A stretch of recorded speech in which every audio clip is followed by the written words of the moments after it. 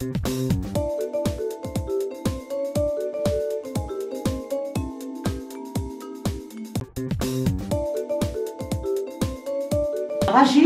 nous sommes une association qui conjugue activité économique et mission sociale. Nous dessinons les contours d'une société plus inclusive.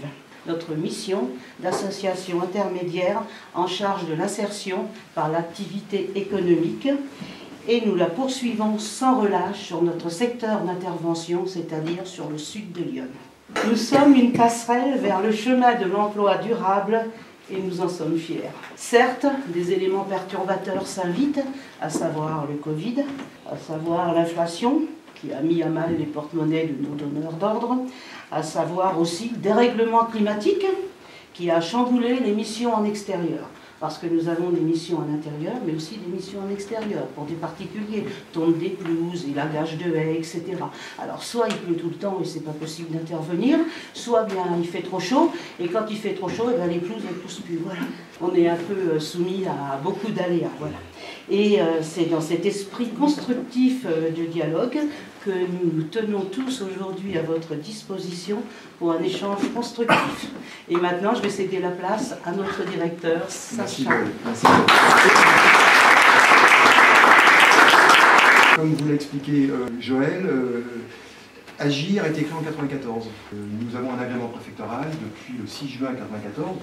30 ans. Nous allons donc fêter nos 30 ans d'existence. Nous allons débarquer pour le 6 juin 2024, fêter nos 30 ans d'existence. Pourquoi Agir a été créé? Nous sommes une association intermédiaire. Au départ, il y avait une volonté forte des collectivités locales, et puis aussi de représentants d'entreprises, de générer une offre de services un peu complémentaire de celle qui existait déjà au niveau du service public pour l'emploi. 1994, en France, il y avait 12% de chômage. Donc, la création de notre structure prenait tout son sens dans un territoire rural, en zone de revitalisation rurale, pour l'essentiel. Voilà comment les choses se sont passées.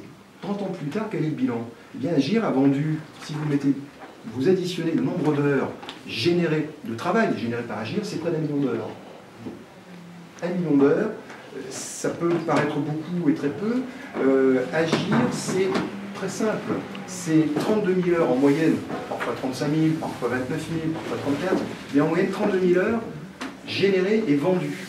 95% de la recette d'activité de notre petite association intermédiaire est générée par de l'export. Vous voyez? Alors, on embauche du personnel qui nous est envoyé par France Travail, on peut redire pour l'emploi, attention, France Travail. On ne peut bien faire travailler les gens que parce qu'on nous donne l'autorisation de le faire. Et c'est essentiellement France Travail qui nous met à disposition personnel, dans le cadre de des passes. Il y aurait à dire sur les passes d'ailleurs. Bah dites-le, c'est le moment là. Les passes. S'il faut changer des choses... Les passes, on se rend compte que depuis 2021, je crois. Depuis décembre 2021. 2021, les passes ont été étendues au secteur non marchand. Or, on sait pertinemment que dans ce secteur-là, vous avez des gisements d'emploi qui sont très faibles. Comment aller favoriser une embauche en CDI auprès d'un particulier, auprès d'une personne âgée de 85 ans Mais dans le même temps, on a des personnes qui restent en grande difficulté dans l'insertion. Donc, à un moment donné, quand vous avez un pass qui s'arrête, ça veut dire que nous n'avons plus le droit de faire travailler la personne, sans pour autant qu'on ait la possibilité de lui permettre de... Au bout des 24 mois, vous voulez dire, c'est ça? 24 mois, et ensuite c'est renouvelé tous les ans. Et pas par tacite reconduction, au cas par cas. Mais quelqu'un qui a 58 ans, qui touche la SS, ou qui est au RSA depuis pas mal d'années, qui a tout au plus une phase scolarité obligatoire, comment allons-nous le remettre au boulot de manière durable? Comment allons-nous faire pour faire en sorte qu'ils puissent se renouer avec une formation qualifiante? C'est une vue d'esprit. Nous, on pense que la généralisation du pass insertion ou des passes insertion, on pense que 2 ans par rapport au public qu'on accueille, 2 ans pour accompagner aussi bien professionnellement que socialement certains de nos publics, c'est trop court. C'est trop court. Quand il faut refaire des formations, quand il faut réapprendre beaucoup de choses, quand il faut presque retourner à l'école, Peut-être que là, ce que vous pointez du doigt, si je peux me permettre, mais Bon, 2 ans, ça permet déjà de faire quand même certaines choses. Pendant ces 2 ans-là, il y a qu'est-ce qu'on peut faire aussi, peut-être main dans la main aussi avec les autres acteurs, y compris en termes de formation, en termes de... C'est vrai que la situation intermédiaire, vous êtes moins connecté à des entreprises qui vont faire de l'emploi durable. Bah, comment dans ces cas-là, on renforce le lien avec les entreprises, avec France Travail pour accompagner sur la sortie en emploi. Peut-être qu'il y a un partenariat là-dessus qu'on pourrait travailler. Et ensuite, vous parlez de personnes qui sont... Pour les personnes qui sont plus éloignées, il y a quand même la possibilité, mais là je parle sous le contrôle du délégué général à l'emploi et à la formation professionnelle ici présent, il y a quand même la possibilité à la fois d'obtenir quand même des renouvellements si c'est pour terminer un parcours, et pour les plus de 50 ans, vous avez la possibilité de pouvoir aller, ou les personnes en situation de handicap, de faire 5 ans, et vous avez même la possibilité d'aller plus loin si c'est plus de 57 ans. Enfin, voilà, donc normalement, on a quand même un système qui permet de s'adapter quand même à beaucoup de réalités. Mais c'est vrai que l'objectif de l'insertion par activité économique, vous l'avez mentionné tout à l'heure, c'est quand même de servir de tremplin pour retrouver un emploi durable. Quels sont les freins? On n'a tellement pas de solutions en territoire rural qu'on est obligé de trouver des solutions locales, d'aller faire preuve d'innovation. Et alors, le principal frein, on l'a dit tout à l'heure, 9 salariés en insertion sur 10 ont des difficultés financières. 9 sur 10. Quand je dis difficultés financières, c'est qu'on a des gens qui viennent chez nous tous les mois, nous réclament un acompte, voire 2. Et ce n'est pas un acompte de 1000 euros, c'est un acompte de 30 euros, 40, 50, on est en dizaines d'euros tout au plus. Vous voyez, la réalité c'est ça. On a aussi des personnes qui, pour plus de la moitié, nous mettent en avant des problèmes de mobilité. Quand il n'y a pas d'infrastructure ou une infrastructure défaillante, comment fait-on? Comment fait-on quand on habite au fin fond du Morvan, hein, j'ai un cas bien concret en tête et j'en ai plein comme ça, pour aller travailler ne serait-ce qu'à la Vallon? Ça c'est un vrai problème. Alors, vous avez vu notre territoire d'intervention, on part quand même d'Étel à Sauvin pour aller jusqu'à Bléry-les-Belles-Fontaines, Carré-les-Tombes pour aller jusqu'à Cravant. En passant, on a 94 communes. Ça faisait combien de cantons? Ça en faisait 7 ou 9? C'était les anciens cantons, oui, c'était les anciens 94 communes. Ouais, 80, oui.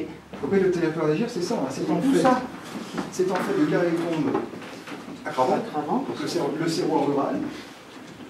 13 communes, c'est de Bléry-les-Belles-Fontaines à Étel-à-Sauvin, et donc on a un vaste territoire à couvrir, et on est là pour aider à aller au plus près des besoins des gens. La réalité, c'est qu'on n'a pas de solution toujours. On ne va pas se faire bœuf alors que nous ne sommes que grenouilles. On est obligé de mettre en place des partenariats locaux. Alors lesquels sont-ils? Vous avez M. Ebel ici présent, directeur du dispositif Agir 89, qui est spécialisé dans l'accueil des réfugiés. Il a 27 ans, ce petit jeune. Il ne parle pas 4 mots de français, mais 3. Vous voyez? Il vient tous les jours nous quémander du travail. Moi, travail, moi, travail, moi, travail. Donc, on s'est dit, mais mon Dieu, il faut l'aider, ce jeune. Donc, on a mis en place, on en a discuté entre nous, il va travailler, il fait 5 km en trottinette électrique. Il va faire du ménage pour une entreprise de métallerie à Manille. 10 km aller-retour en trottinette électrique. Il se met en grand danger. On se demande, ce gamin-là, s'il ne va pas se faire renverser par une voiture tôt ou tard. Oui bien, il n'y a pas d'infrastructure. Et ce gamin, il a envie de bosser. Et il bosse. Et puis, ça, c'est une réalité. Donc la question, c'est comment on fait à un moment donné pour l'aider à faire émerger un semblant de début de projet professionnel. Alors déjà, il y a l'apprentissage du français, qui reste, je vais dire, la première barrière sans laquelle... Vous apprenez le français en ce moment?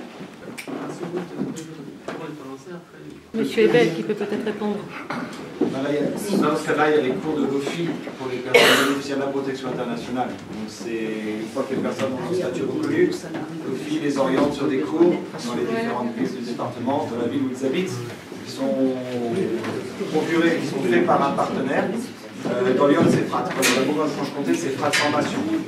On a face à nous quelqu'un qui a besoin de cours de français, on ne devrait pas se demander où il en est. Mais alors là, c'est l'Everest à monter, hein, j'entends bien, mais voilà, je pense que ça ne devrait pas être le statut qui guide dans quel circuit on rentre. Il y a un besoin, on y répond. Mais en réalité, les solutions, elles existent souvent, mais simplement, elles ne sont pas connues, ou elles ne sont pas toutes à disposition des acteurs qui vont les accompagner. Donc moi, je pense qu'il y a déjà un travail, on voit sur l'élan, on en a parlé sur les mobilités à l'agence France Travail. de rassembler les solutions. Il me semble que sur ces sujets-là, on a plein de choses à mettre en commun, que ce soit sur les landes, après qu'il y ait des questions juridiques qu'il faille régler, pourquoi pas, que ce soit encore une fois sur les questions de mobilité, parce qu'on vous a interrompu, même si le sujet était très important. Et j'espère, juste d'une manière pratique, je comprends quand même qu'il y a des cours à Avallon, que vous pourriez suivre, vous les suivez ou pas? Ils sont suivis, ce sont les cours de l'OFI. C'est 2 fois par semaine.